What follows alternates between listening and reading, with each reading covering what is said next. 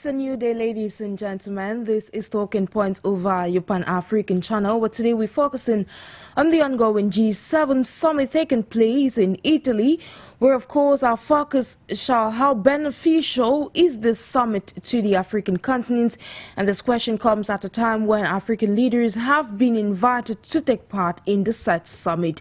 Well, as leaders of the G7 countries, that is Canada, France, Germany, Italy, Japan, the United Kingdom and the United States converge in Italy for the 58th G7 summit, a summit that has Africa as agenda this year. The question lingers, like I mentioned earlier on, how beneficial would it be for the African continent? A session lately focused on investments as well as infrastructural projects across Africa. The Partnership for Global Infrastructure and Investments program was high on the agenda. These programs or projects include a railway corridor that will connect southern as well as Central Africa. As per what was discussed, the project will also bring telecommunications, cable and other infrastructure to the region. The infrastructural investments are meant to serve as an alternative to China's developmental projects and efforts, which the U.S. and its allies seeks to contain. With several stakes involved, analysts ask if this is not a geopolitical strategy to counter Russia as well as China's influence on the African continent. It is worthy of note that one of the summit's priorities is developing ties with Africa, where other powers like Russia have long been present. The Italian hosts have also invited several African leaders like Abdelmadjid Tebboune of Algeria, Kenyan President William Samoei Ruto, and Tunisian President Kais Saied, not forgetting the Nigerian President Bola Ahmed Tinubu. Join us as we unpack this and more in the course of today's edition of Talking Points. Stay with us.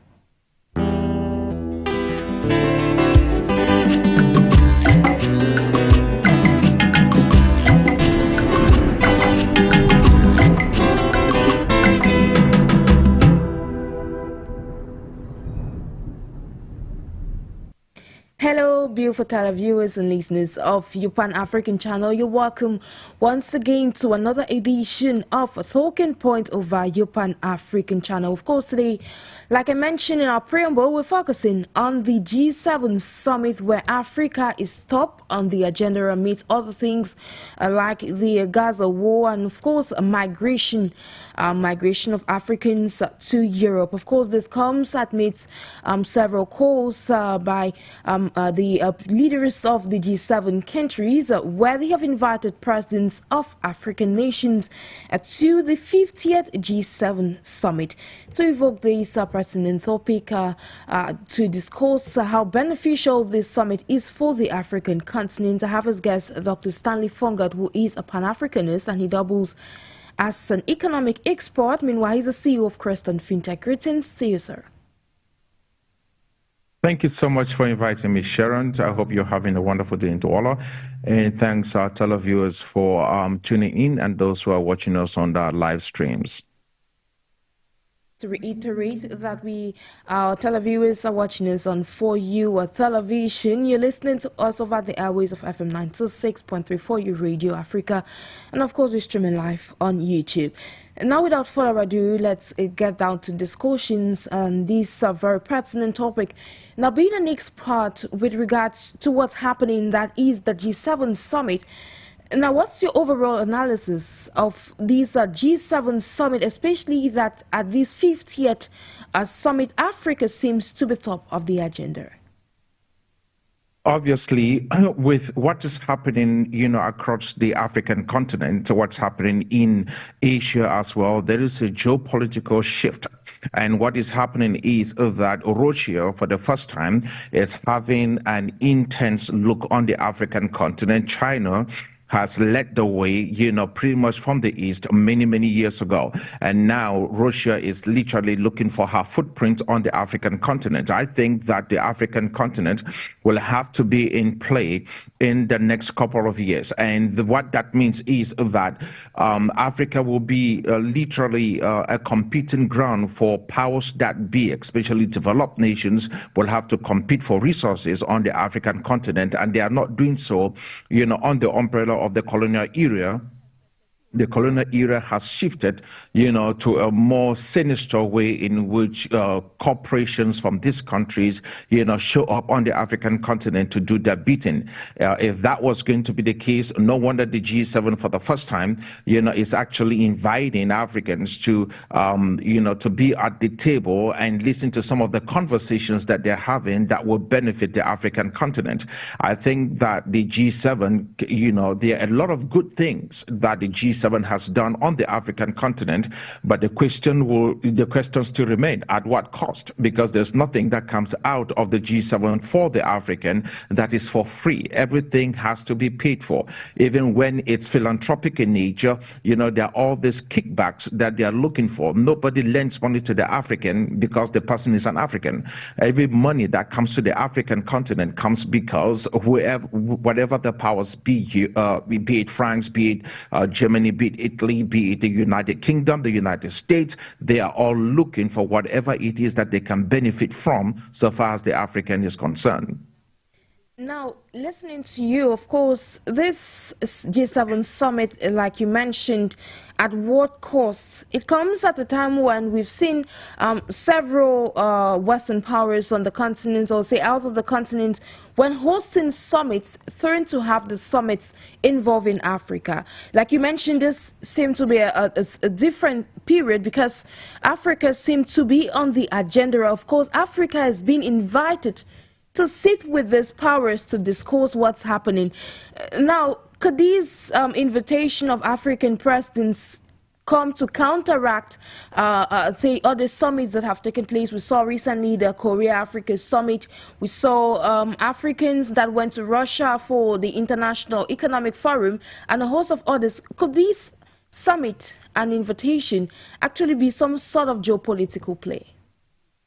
I think that Africa literally is in the marketplace of her own morality, and also in the marketplace for whatever it be that the world is looking for so far as the African continent is concerned. So Africa is actually on the auction block, and the highest bidder will have to pay for what it is that they're looking for so far as the African is concerned. So once you have the Europe bloc, the Asian bloc, literally looking at Africa and having all these summits, then you have the G7 also looking at Africa. It's basically trying to figure out who is going to be the highest bidder and who is going to pay the most, for the resources that the continent has. They're doing whatever it takes to be able to make sure that they don't lose their grounds on the African continent. The question really is not who is competing for Africa. The question is, what would Africa do? I think that we have come of age where we have to be able to make sure that the decisions we take is for the posterity of, it's for the prosperity of the African. It has everything to help us, not just today, but also, for the future. We cannot be signing deals and treaties that is good for us today, but will adversely affect the African tomorrow. The truth of the matter is, when you're trying to be able to do anything, so far as even your own personal individual lives is concerned, you have to be able to make sure that whatever decisions you make today, understand that this you, is the only you will find tomorrow. So the African today will be the African tomorrow. If we are careless about the decisions we make today when it comes to the G7, when it comes to whichever groups we're looking at, the problem is when it comes to tomorrow, after long the fanfare would have subsided, we will be stuck with contracts that we cannot pay. And so we have to do whatever it takes that is for the benefit of the African. If there are investments to be made on the African continent, and if there are developmental aids and assistance that is coming into the African continent, we have to fully understand at what cost are we receiving these aids and at what cost are this assistance being given to us. What are the kickbacks? What are the requirements that these countries will want us to have? Is to the advantage of the African? Is does it mirror image our cultural, heritage? Does it has anything to do with our natural resources? And if so, at what cost? We have to fully be able to understand these, parameters. Otherwise, we'll just be wasting our times, and whatever happened during the Corona era will continue to happen, and this will be, slavery 2.0. Thank you so much, Dr. Stanley. We're coming back to that to evoke more on that point. But then these leaders will be discussing during this summit, the global agenda, which will be issues in these various sessions covering themes such as the Africa climate development. Now, with this, we have seen activists that came out recently to protest that it was high time for them to, or say nations across the world, to have what the term climate justice. Now, with these, at this particular moment, and these leaders converging, do you think that this is actually something that is feasible? Looking at the African continent, for instance, when we look at green gas emissions, for instance, the African continent has less to contribute to such, but it ends up paying more in terms of the damages. Now, do you think that what they call climate justice is actually feasible at this time? Look, whoever says anything as far as climate change is concerned should do so in Europe, should do so in Asia. I think that the African continent did not participate, when it came to the era of the Industrial Revolution. We really were no participants of that. On the other hand, we've more been those, because we are actually agricultural based. We are those who have contributed significantly, to helping at least sustain the world, because of the fact that we are actually farming and producing, all the crops that we do. And as a result of that, we are part of the beautiful ecosystem that is helping the balance between CO2 and oxygen in our atmosphere. So the reality is that if there be any conversations that has to do, with whether there should be mandates or no mandates so far as greenhouse gases are concerned and the issues of climate change, that those mandates has nothing to do with the African. There are countries that are, they are the biggest producers, of greenhouse gases. This will be countries like China. This will be the United States and European countries. They have contributed significantly to whatever it is that we call climate change. I'm not a big proponent of the issues of climate change, and the reason is because if you take out the history of the world, you have to first of all understand that, for example, the whole entire Sahara at one particular point in history was savanna. If you go out to the Sahara, you will see actually that the Sahara was savanna. It was teeming with wildlife. All right, there are artifacts, there are pictures, paintings in caves that basically supports this. Archaeologically, it supports that the Sahara once upon a time was a big, beautiful forest. It was a savanna, grasslands, and then was a forest, grasslands, and then we have the Sahara. There's no lie about it that the Sahara is literally expanding. But the question is, 3,000 years ago, what has all these greenhouse emissions and gases got to do with climate change then?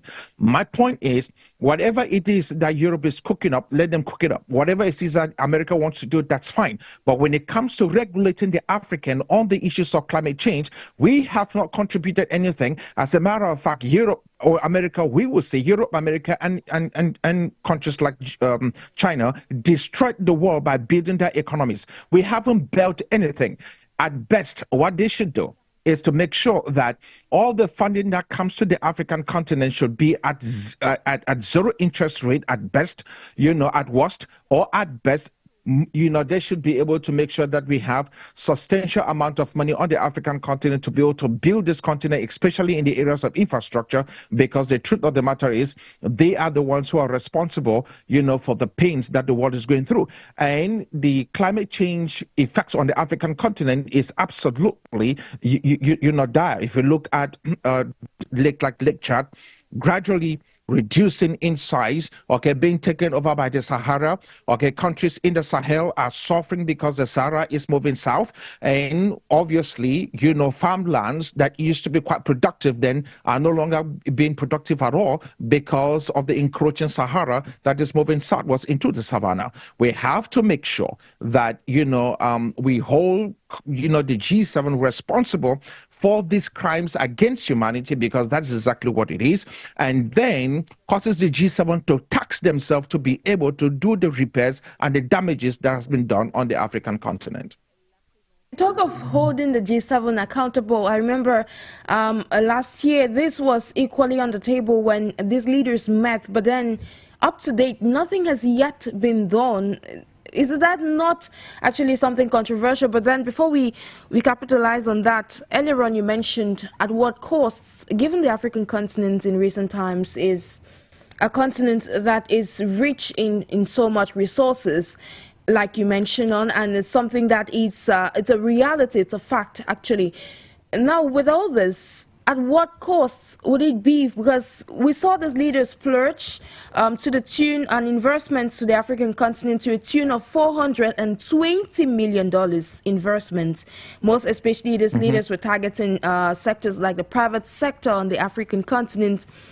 Now, at what cost? Is it going to be like investments in exchange for Africa's natural resources, and how can the African continent position itself to be able to take strategic decisions that is going to benefit the continent as a whole? Look, I'm thinking if you look at exactly what's happening so far as the continent is concerned, and you're trying to figure out if the G7 has been of real benefit to the African, I mean, it's a little bit quite dicey to say so. And the reason for that is because you have to look at the conflict of interest that exists on the African continent when it comes to the G7. For example, the G7, all the aids that is given to the continent of Africa actually are conditional aids. That simply means they are things that the G7 wants African countries to do, but the reality is that maybe those things are not a priority of the African. Why should we be conditioned to basically do things in our economy that will not benefit us in the long run? And you realize that whatever it is that the G7 is doing, the G7 gives us money because that money is actually supposed to push their economy. The G7 does not give us money because the money is supposed to push the economy of the African. And this has a lot to do with the policy changes, you know, that comes as a result of most of this, you know, funding that comes from the G7 countries. So aid in Africa really does not benefit the African. Aid to the African has nothing to do with the African. It has everything to do with the aid giver. So the aid giver, basically, have you heard the expression that he who pays the piper calls the tune? And if that was going to be the case so far as the African is concerned, this is so true, because the reality is it is us now that suffers, because the aid giver basically tells us about our own economic policies. It tells us about our own policies that has to do with economic reforms. It tells us about what we can spend our money on so far as structural you know, innovations are concerned on the African continent. It also tells us exactly how we can be able to deal with our own population. I mean, all of this is what we should do internally to the benefit of our individual countries on the African continent, hopefully to the greater good of the African, not some country in Europe giving us penny to a dollar, money that they stole in the first place, money that they generated on the backs of Africans for thousands of years, but now they're giving us the money to tell us exactly how we have to live. Conditional it on the African continent is a farce. Conditional it on the African continent is a fraud. It doesn't help the African. And so at this particular point in time, I'm thinking we have to be careful when we start dealing with these individuals, because the reality is we are still dependent on Europe. We are still dependent. The G7 is a cross-section of what dependent on that, and that's scary. Exactly. And now looking at other things, like we mentioned, this the MIBA strings attached. Now, there were other topics evoked on their various sessions today, especially the focus. These leaders talked about migration, where they quote the Algerian president, Kenyan president to evoke on this, as well as the Tunisian president. We remember in 2023, we saw a rise in negrophobic tendencies in Tunisia, for instance, but that is not our focus for today. Now, with this call to end migration, say Africans migrating through the Mediterranean onto Europe and a host of others, could these investments on the African continent, these so-called investments, could these actually curb the rise in migration?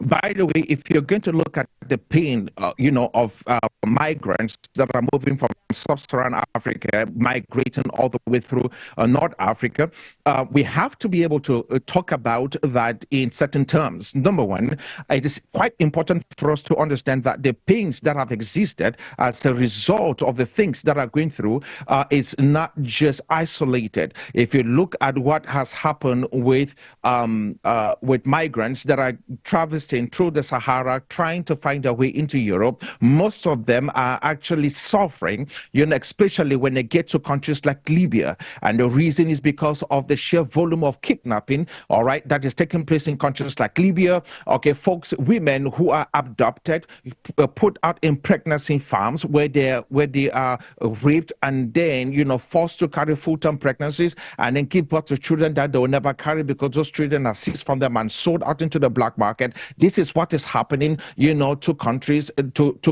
like Libya. The reality is that under Gaddafi was not happening. All of that stuff, we never saw that under Gaddafi. Then we saw that immediately after the invasion that took place in the country of Libya. When Gaddafi got killed, most North Africans went back to the default mode, which has been to enslave black Africans, and a tradition that dates back right up to, the time of Muhammad himself. So we have to be able, this is actually the 6th, 7th century. We have to be able to ask ourselves two questions that is being raised on the African continent.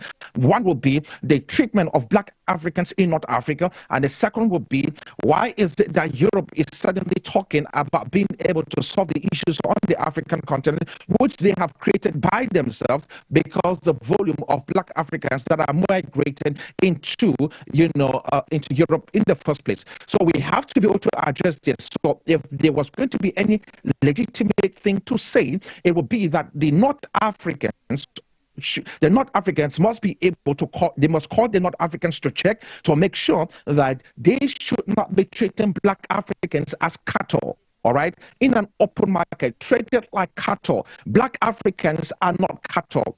You cannot be treating black Africans as cattle and yet still trying to be able to push Islam down our throat and talking about the good message of Islam at the expense of black Africans being treated as cattle in North Africa. Secondly, we must make sure that whatever is coming out of the G7 to the African continent is coming to Africa on our own terms.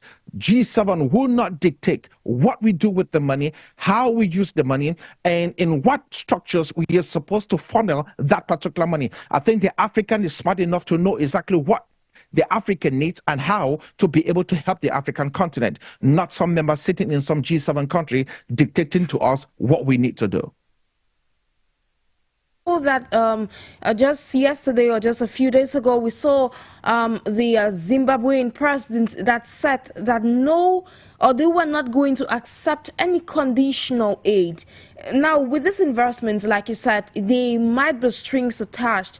But how can Africa, when we're looking at the African continent, amidst its natural resources, amidst everything, can the continent actually stop receiving this aid and focus on what it has to lead to its own economic development and possibly growth? Why should we stop receiving the aid? We should receive every aid that we can get. As a matter of fact, we should demand for the aid. I don't think that the aid is actually of any help to us to say because of the contracts. But the reality is that this, look, look, G7 owes us this aid. We have talked about the issues of reparation and nobody have said anything. So maybe if this aid basically is a way in which we can be able to collect all that the African, is owed by these international communities. I'm talking about these G7 countries, maybe except countries like Japan. They owe us this amount of money on the African continent. We need that and even more. The reality is we collect the money and we do what is it that we need to do to the benefit of the African. I think that it will not be smart for us not to collect this money. We collect and ask for more and demand for more. As a matter of fact, we should be talking about taking countries like the United States, taking countries like Britain, taking countries like France to the International Court of Justice. And if that doesn't work, we create our own international court on the African continent and then maybe get in bed with people like Russia and China, create our own, international court and sue the living daylight out of all of these countries. And maybe if they are not going to pay up, then we basically set tariffs on everything that they export into Africa, and then we see exactly how the economy will go. And if we are able to do that and make sure that every Black African in the diaspora is able to make sure that they underspend their money. All right. For example, the African American community in the United States of America, if it was a country, their spending capacity will be the 60th largest economy in the world. 60th largest economy in the world. They spend to the tune of more than $1 trillion.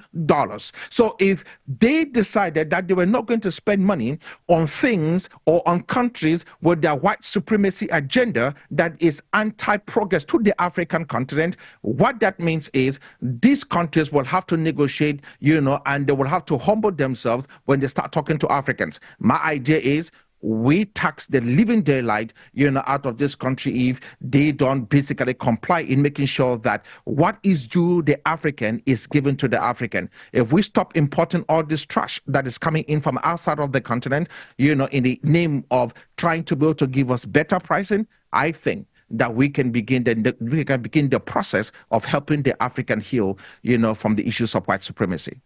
Okay, while the African continent moves towards getting win-win partnerships, like you said, the G7 countries, for instance, do owe a lot to the African continent, but then while the African continent is focusing or say working on getting win-win partnerships with these countries, how or what role does unity have to play amongst African nations, amongst African leaders to ensure that they stand firm? Because it is often said that the African continent does not stand a chance when discussing certain topics that matter entirely to the continent on the global scene. Now, at this point, how can Africa, or what role does unity stand to play in this when Africa is discussing partnerships like this, where we're seeing, say, great investments on the African continent?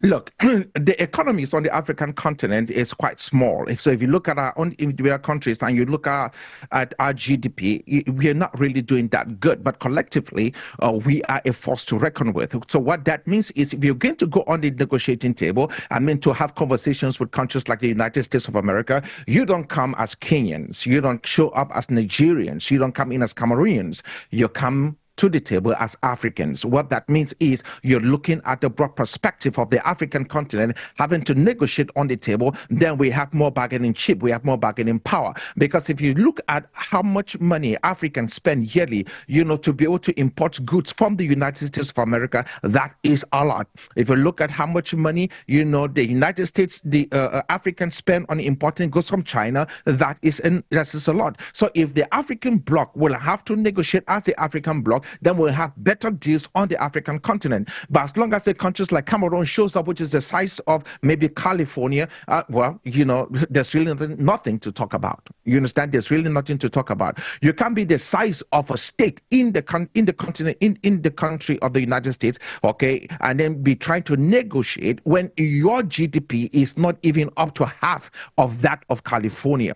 All right, just so you know, if California was supposed to be a country, this economy alone will be the fifth largest in the world. California alone, just California. And so, and to think about it, of course, why not? Because the biggest tech company in the world right now is actually a company, I think that should be Apple. And Apple's GDP alone makes it's maybe you start talking about one just the GDP of Apple alone might be the GDP of the continent of Africa collectively. So we have to be able to negotiate not as individual countries, and that's where the issues of unity comes along. We have to find a way in which we all come together as one bloc. If that's not going to be the case, we might be able to set up some kind of rule on the African continent, maybe in the area of finance, which we earlier talked about in our previous edition, where we are able to set up a central bank, okay, where monetary and fiscal policies on the continent is regulated in such a way that it allows us to be able to negotiate based upon those parameters. If that was going to be the case, we might go as one person, just for example, as we're dealing with France, but when you deal with that you're dealing with the EU. You're not just dealing with France alone. If we set those parameters on the African continent in terms of our economic policies, in terms of our physical and monetary policies, that will help the continent to be able, at least at somewhat, begin the negotiation process that benefits the African, not not just some individual country at the detriment, of others. Exactly. It should be all about the interests of the African continent. Meanwhile, you have noticed as an expert that in recent times, foreign powers are beginning to understand or see Africa as a key player in terms of partnerships. You have seen in recent times there's been this struggle or this scramble for Africa, a redefined scramble for the African continent. This cuts across the various summits, conferences that we're seeing on the African continent and beyond the African continent in recent times. Now, as an expert, when you look at this, this redefined scramble, why do you think it exists at this particular period, especially at the period where African countries are trying to eradicate what they call the neo-colonialist system? I'm thinking that we the reality is that the scramble for the African continent has everything to do with our resources. And secondly, you also have to understand that 60% of the world arable land that is good for agriculture, is actually on the African continent. As the world population begins to grow, somebody will have to feed them. And the truth of the matter is that most of these European countries will not be able to do so. Reasons being that based on a lot of gross environmental abuses that has taken place in major quarters around the world, in the United States, in Europe, most land has become contaminated with a lot of radioactive materials because of all kinds of nuclear testing and whatnot. I live in a country where you cannot just plant anywhere. There are some certain areas that they will outrightly tell you that you can't even be there because of radioactive issues. So we have come of age excuse me, we have come of age in a place where we have to fully understand that we have to fight to make sure that we preserve the African continent. Everyone is coming into the African continent because of what they can get, not just because of our natural resources, but because the land too is good for agriculture. So if you are not careful, you wake up one morning and all the land will be gone because foreign governments will have purchased everything that is available at the detriment of the African. We have to stop selling land to foreigners. What a Liberian expert said a few days ago. He did say that public officials do focus on making friendships with foreign partners or foreign business owners, and that ends up looting the resources on the African continent, leaving people in abject poverty without their consent. Now, back to our topic of discussion, like we mentioned. In your opinion, do you think that a summit like the G7 summit is really beneficial to the African continent? Yes. I think that will be totally ungrateful to be able to appreciate what the G7 has done so far as the African continent is concerned. But I want to say that whatever the G7 has done so far as the African continent is concerned is good. But the only analogy I have is the fact that somebody who stole from your house has decided to show you a little bit of favor in the midst of your crisis and is sending you bags of rice and salt, but meanwhile he took, millions of US dollars out of your coffers but because you are not too poor, too broke to do anything, they send you a little bit of bag of rice, send you salt, send you something small, you know, to basically eat in your crisis and to eat your pain and to basically make you feel a little bit better about yourself. The truth of the matter is that whatever the G7 is trying to do on the African continent is what the African continent is owed by them. So if you're asking me if the G7 has done anything to the African continent, I don't think so. A particular goal, a goal of uniting its people, a goal of, say, attaining economic growth and development through of certain standards. Now, looking at the African continent and seeing the fact that African leaders have been invited to the said summit, the 50th of its kind, how do you think African leaders can actually, say, mitigate, so discuss with these leaders of the G7 countries while focusing on the goal of the African continent, one that is to benefit positively the African continent? Look, I don't really think that there's anything that a few African presidents will be able to do with the G7. I don't think so. I think that if there was any real meaningful conversation, there should be a whole lot more African presidents that are invited, not just to sit down and have conversations with these individuals, but to sit down with policies that has been developed on the African continent that will benefit the African, that the G7 will be fully responsible for. But as long as we are invited as folks to come and share in a meal, take pictures with these individuals, and let every major newspaper around the world carry up in their headlines that the G7, is talking to Africa concerning, African initiative, as if to say,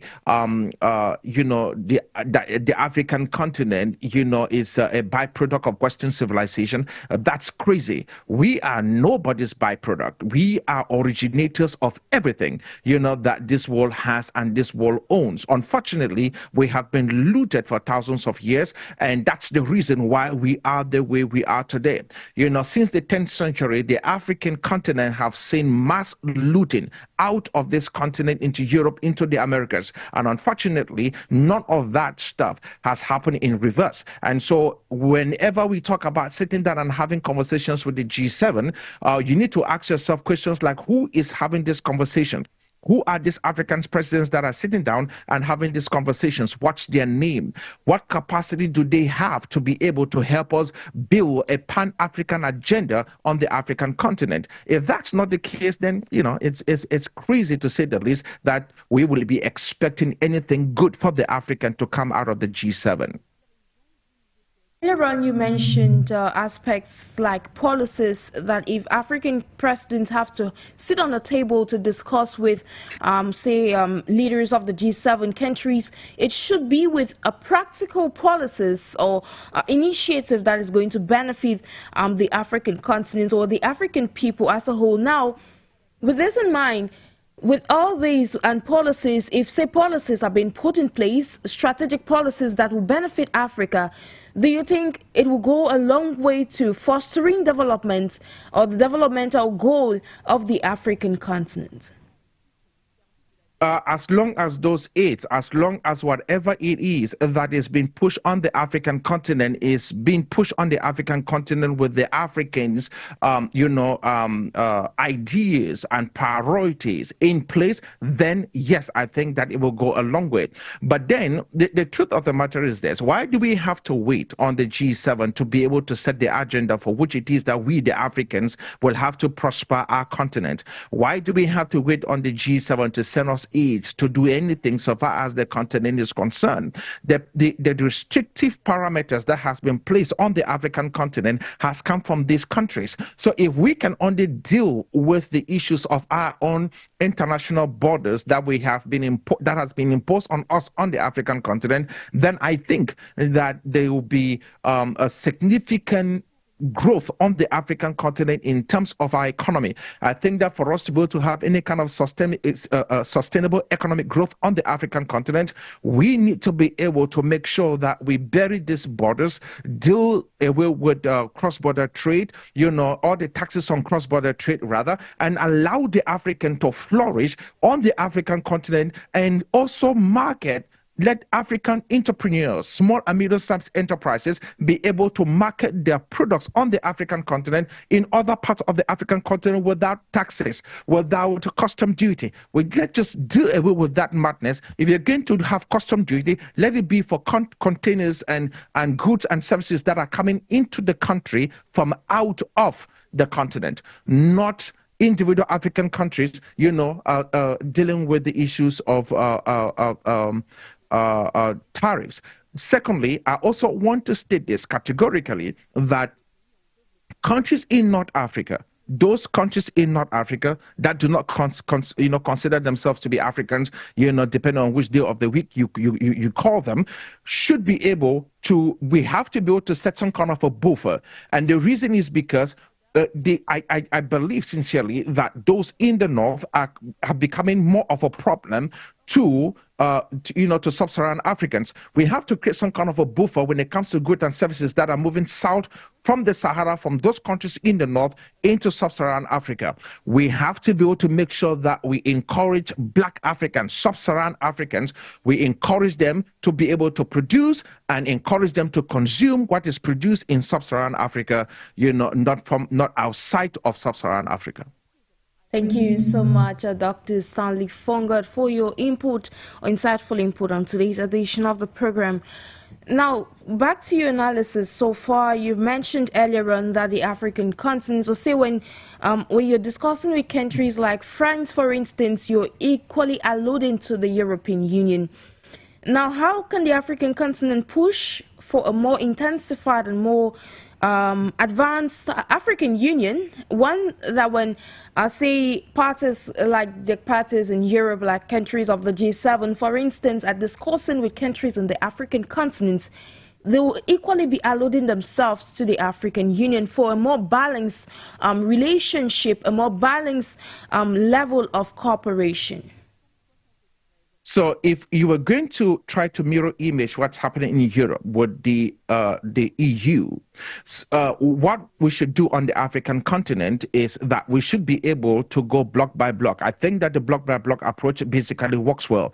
If the Eastern Bloc, you're talking about all those countries surrounding Kenya, if they basically set their own, some kind of a union, and then those in the West, which we have the ECOWAS, and those in the South, they do same, maybe the continental integration will be more easier if we come from a block by block approach. I think that it's extremely quite difficult when you start having individual countries start being meddled by foreign countries to be able to talk about the issues of integration. But if we actually talk about the issues of integration based upon block by block, then it will now be votes in those blocks, okay, which will be the majority of votes in those blocks to be able to integrate with other blocks. I think that would be the best case scenario for the continent. Outside of that, I think that a central banking structure on the African continent will be absolutely good. If they become a money, I don't even care whether we come together as one continent, basically a united Africa, as African bank. If we have a bank that basically has a currency that is a unique currency adopted by African countries, what that will mean for that currency to take effect is the fact that we have to basically create policies and framework that will be able to help the African and bring each of our own economies, especially in terms of our monetary and physical policies together, so that we can actually now be able to address the issues of trade on the African continent, and what that will eventually do, which is what a united African front, especially with the Organization for African Union, what that would do is, what they're supposed to do is to help us build frameworks, economic policies, financial policies, fiscal policies, monetary policies that should be able to help us on the African continent deal with the issues of poverty, and actually so that we can seamlessly have goods and services flow over the continent of Africa, whether the issues of tariff, whether the issues of remittance fees, where you're sending money from one country to another, you have to pay fees for that, whether the issues of exchange rate, because there's one currency that is, that's across the African continent, and that currency's value is maintained across different countries. If that was going to be the case, then I think that the notion of the United Africa is possible, and we don't even have to start worrying ourselves about, if we become one gigantic nation and start competing who become the president. We just basically make sure that even though we are on this one plane, just like EU, all of us are dealing with policies and frameworks that benefits the African and help us have sustainable economic growth across the region. It's often said on the African continent that a divided house cannot stand. Now, looking at the African continent, for instance, you evoke this issue of Africans getting united first at the level of blocs. Looking at the East African sub-region, we've seen countries like there exists already this tension between Rwanda and the Democratic Republic of Congo, and it's extending to Burundi and a host of others. Now, when we look at this already, countries that already seem to have division amongst themselves, though it's not so evident, but then could these little or seamless divisions actually impact how united the African continent is going to be at the international level? I think that if there is, for example, if you look at the Rwanda, if you look at Kagame, Paul Kagame, and the influence that he has had across the region, I think that if you ask any African, which is the one country on the African continent that you want to live in, I think that that country will be Rwanda. I am also a fan of presidents that are making sustainable, changes in their countries with policies that goes a long way. I am not a fan, by the way, of the whole entire, and let me just say this right now, I'm not a fan of this democratic process where it says that there has to be term limits for somebody who basically rules a particular country.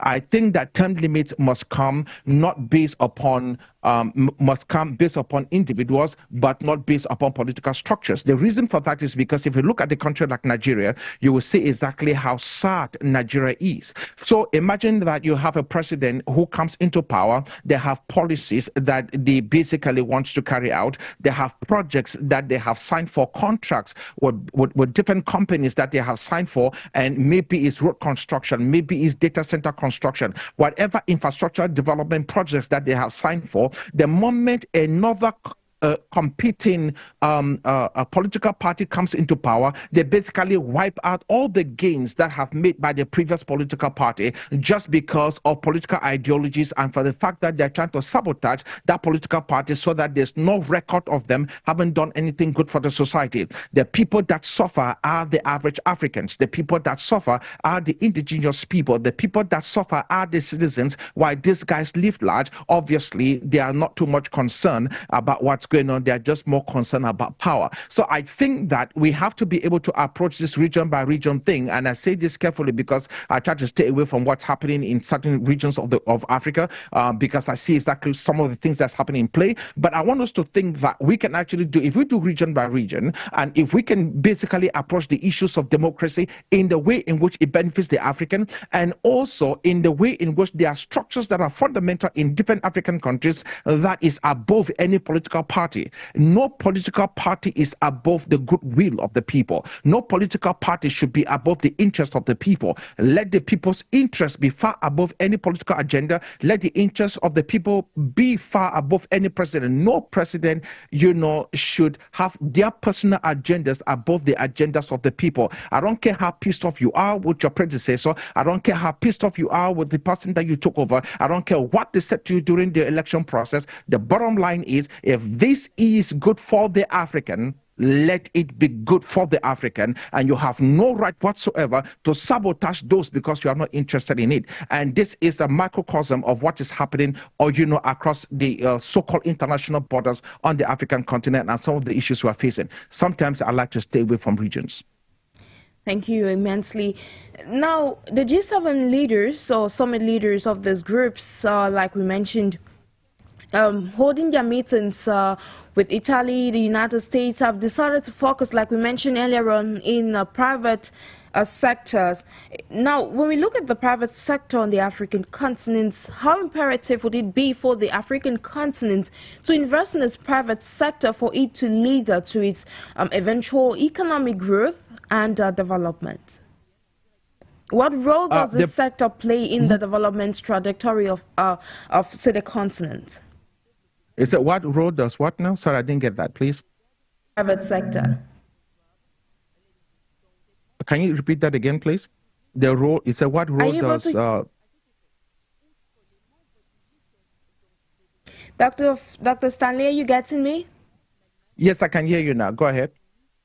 That these G7 leaders, they mentioned that they were going to pledge the amount of money to invest in the private sector of the African continent. Now, when you look at the private sector in Africa, though it doesn't seem to be booming so much, what can the African continent do to invest, or how imperative is it for Africa to invest in its private sector so it can definitely lead to its own economic growth and development? The private sector on the African continent, especially in sub-Saharan Africa, is not existing because there is no bond market. There is no capital market. It is extremely quite difficult for us to start talking about the private sector if there is no capital market. Young entrepreneurs, people who have ideas, to be able to get into the marketplace needs loan. They need funding. And so if they do not have that funding, then it will be quite difficult for them to survive in the marketplace. So people need funding to be able, which is basically capital. They need capital to be able to get into the marketplace. Now, secondly, the reality is that the private sector has been the only sector in any country I have seen, in the United States, in Europe, in Asia. The private sector are those primarily responsible for economic growth in any nation. If you look at the countries like the United States of America, despite there are some other minor deviations in some of those companies, but look at Silicon Valley, look at major tech companies in the United States. These are all privately owned companies. These are companies with individuals, with ideas, with visions, and with the capacity to be able to build something. Now they basically present their ideas to the marketplace, and then a couple of people with a lot of money, decides to be able to fund them, and then maybe some banks participate in the process, and over time, this become multi-million-dollar companies, even a trillion-dollar company, as in the case of Apple. The truth of the matter is, we have to be able to be in a place where, if you are trying to be able to talk about sustainable economic growth on the African continent, the private sector must be teaming and beaming with young entrepreneurs who are literally building tech companies, participating in different sectors of the economy, be it in agriculture, be it in mining, be it in the tech space. And as a result of that, also employing a lot of young people, who have come out of our institutions, who are also, looking for jobs. These are the folks who are our job creators, not the government. It is not possible for the government to create, what the government does is create an environment for private sectors to flourish. It creates an environment for the private sector to basically, have an equal playing field by reducing tariffs, reducing custom duty, allowing the private sector to be teaming with good ideas, allowing also foreign direct investors to be able to show in on the African continent, show in different countries, and bring in money, bring in capital to help sustain, help grow small to medium-sized enterprises. If that's not going to be the case, then we can keep giving money to governments. Governments can't build nothing. There is no government, be it the federal government in America, that has the capacity to manage anything. They can't build anything. They can't run anything. If they could run anything, then the continent will not be what it is today. All right. So the private sectors are those who are primarily responsible for economic growth in any country. As we're talking of development and funding, because I would like to be keen that the Italian Prime Minister Giorgia Meloni had at some point be so much eager. She was so eager to increase investment and funding for the African continent. Now probably it might be in line with the agenda of the Italian government to be able to curb the migration of Africans to Europe, but then Looking at these, increased investment and funding for Africa, when you look at sectors, like you mentioned, the private sector is one sector that needs to be invested in when it comes to championing the growth and development of the African continent. But aside the private sector, looking at education, for instance, these leaders converged at the G7. What other aspects of the African continent are really in dire need of investment and funding? Look, the private sector literally covers everything. The private sector covers the area of, education. It covers the area of agriculture, the area of mining, the tech arena. We have to put money in the private sector. The reason for that is because the private sectors are guys who fully understands what it takes to basically work hard. The private sectors are those who are more afraid to fail more than those in the public sector. The folks in the public sector can do whatever they want to do with capital. They can literally, because obviously what is capital to the public sector? Taxes. What is capital to the public sector? Money that they borrow from God knows where, where the private sector would have to generate the taxes that they need to tax everybody else and then be able to pay that money back. So the truth of the matter is, if you're trying to talk about how we can be able to help the African in relationship to bring in funding, let's put funding in the private sector. If it comes to different elements of the private sector, that the areas of education, obviously it's still the private sector. There is no government school that will be run as effectively as if that school was a private school. Every business on the African continent, by the way, the public sector, which is basically the government, is not for profit. All right, it is not for a profit endeavor. The private sector is for a profit endeavor. If we are going to talk about building our economy, sustainable economic growth, we must deal with those who are interested in making profits. That's why when I see young people on the African continent whose primary objective is to build NGOs, that's crazy. It's to build for what? So that every single time, you are not developing, you are not building, you are not generating capital interest, you are not generating, capital that you can actually be able to help another young person build up another sector. You are not doing any of that stuff. We know that that's more of, most NGOs is nothing else but a scam. The truth of the matter is, we need to be able to have young people get into the public sector, into the private sector with money, so that they can build up different elements of the private sector. Maybe somebody who basically wants to run a farm, someone who wants to build up a tech company, someone who is interested in the mining sector, someone who wants to get into gas and oil, whatever it is that you want to get into, manufacturing, whatever you want to do, you want to be involved in imports and exports, whatever be, your forte that you want to be able to do, go ahead and do it in the private sector. Let us encourage the private sector and forget about the public sector. All other areas in the country, I tell you the truth, will fall underneath the private sector, and we have ways in which we can be able to help develop those sectors as well. Exactly. Now, I'd like to focus on another aspect that was discussed during the summit. We saw on the agenda the artificial intelligence. You are a tech expert, and of course, in recent times, we've seen nations like Rwanda and Kenya topping up the list in the African continent when it comes to helping your youth with artificial intelligence, equipping them with this technological advancement. Now, as a tech expert, how beneficial do you think this summit as a whole would link these countries, say Rwanda and Kenya, on how they can better manage or better use these technological advancements for their own benefit in Africa? I think that the first most important thing that we need to understand, especially when you start looking at AI, if you have worked on any of these AI applications like OpenAI, and you've just tried to ask certain questions that pertain to the and also certain issues in especially conservatism or whatever it is that you're trying to research, you will soon discover that there's an intrinsic bias that has been embedded in the coding of these infrastructures of the AI itself. So AI, someone basically needs to do the programming in the back end to give it its basic parameters and its basic structures on how the calculations are done and how it derives and comes out with the responses that you get by the time you query the structure for anything that you're trying to understand. Now the idea is as long as the African is not involved in building the structures, the African will always be at the mercy of whoever developed these structures first. So we have to be involved in setting the narratives as to who we are as Africans and setting the narratives on these structures as to what it is that our culture demands and who we are as a people. Nobody needs to write our own book. Nobody needs to tell our stories. We need to tell our stories as Africans from an Afrocentric perspective.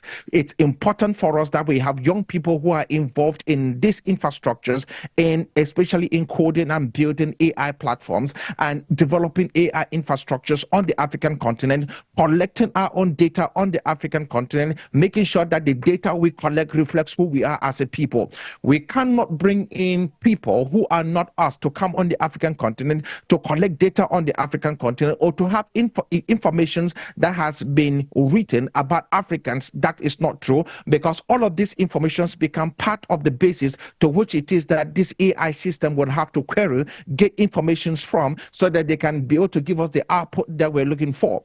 If you look across history, you will discover that the African has been marginalized in most books out in the West.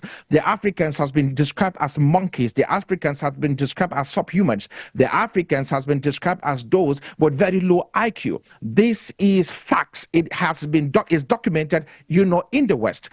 And so if you look at the whole entire structure of I think it has to do with the whole entire thing about evolution. All right. So if you look at the whole entire structure of the thing of evolution, you'll discover that Africans were actually deemed to be subhumans. We are deemed to be just subhumans. Let's develop humans. Let's develop Homo sapiens. Meanwhile, the Caucasian was far more advanced than us. Now, if you are going to be an AI system, all of these informations need to be at the basis of what is it that the AI will have to query, because it goes across thousands and thousands and thousands, millions of documents to be able to find out a general consensus across, so that some of this information, so that whatever you query, whatever you ask the system, it can give you out, a more accurate information. But just like it, in technology, in computer system, garbage in, garbage out, whatever we put in is what we get out. We have to make sure that we involved in building these systems and making sure that us put in the informations in the database that says who we are, how we do things, how we want things to be done, because we are Africans and our culture is not inferior to any other person's culture. We are proud of our culture. We are proud of our heritage. We are who we are. We must make sure we get young people involved in building these structures in the first place. If not, we will have nothing to say in the future, when the tides comes rolling on our shores. Exactly, and that is a call for the African continent, especially countries that are welcoming the artificial intelligence AI into their countries, into their nations, to be able to adapt this technological advancements to their culture, which you mentioned on Dr. Stanley FONGOD. Now, to conclude today's edition, now with the ongoing summit, of course, we've evoked how beneficial it could be for the African people, for the African continent, especially as the continent is advocating for its own growth and development.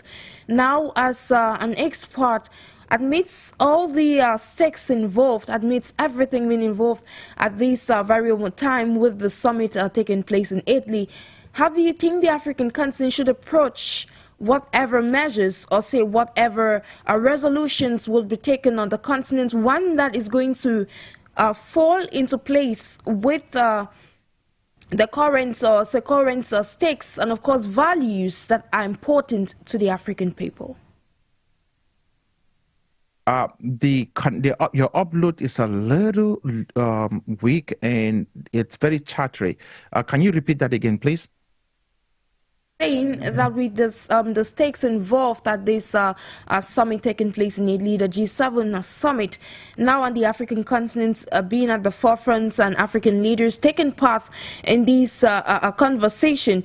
Now, how can the African continent maximize what's also the resolutions being taken at this summit, one that is going to respect the core values of the African people, one that will respect the core or aspirations of Africa?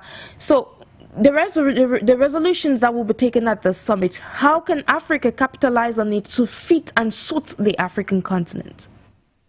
Well, I think that we must be able to make sure that whatever it is that is being pushed down our throats or even given to us as, aid, whatever comes out of the G7 should be something that the African will collect, and then the African must be able to make sure that it addresses certain areas. I think that we basically must focus on the areas of technology, we must focus on the areas of infrastructure, and then we must also be able to task the G7 on the areas of environmental protection and environmental change. The reason for that is because that's their sole responsibility to the things that they have caused to the world, to the things that they have done to the world.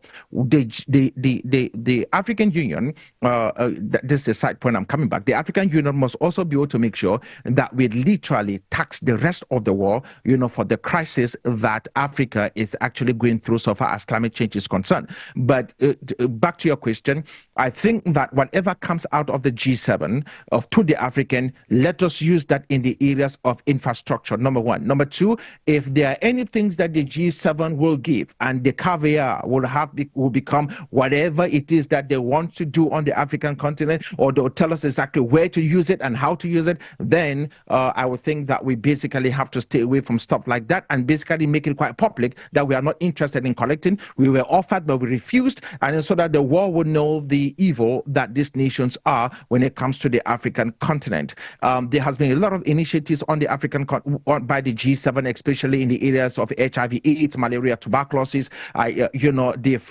Most of these countries have actually helped us also on the African continent in the areas of infrastructure, especially when it comes to healthcare and medicine.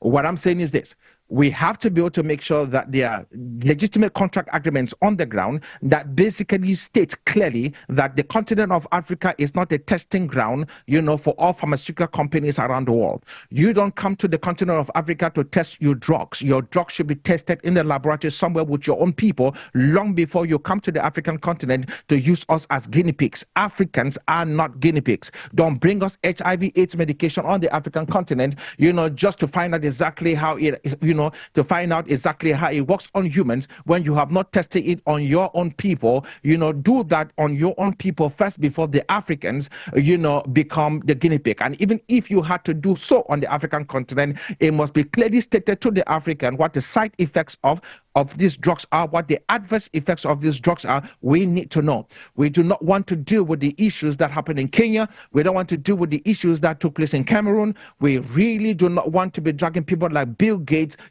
into a court on the African continent, because of the pain that they have caused to the Africans in the names of vaccines, that has not been tested by anybody else. I'm not talking about any other vaccine. It is not the COVID vaccine. Primarily, I am talking primarily about the vaccines that has to do with HIV. I think that it's important for us to make sure that whatever is done to the African, let it come with our own consent. Let the African be informed. Let the African has an informed, decision as to whether they want to take something or not take something. So we have to be able to overall, whatever we're receiving, let us receive it with open hands, but let us be extremely quite cautious as to why the motives and where it's coming from. Exactly. It's all about the interests of the African continent by being cautious, like you mentioned. Thank you so much, Dr. Stanley FONGOD, for your insightful contribution on today's edition of Talking Point. Thank you so much for having me, Sharon. Thank our televiewers. Hope to see you soon. Ladies and gentlemen, it's on that note that we shall be drawing down the curtains of today's edition of Talking Point over your Pan-African channel for you Media Africa. I've been your host, NJIX NABESEH. Thank you for watching. Thank you for listening, and do have a great day in company of our programs.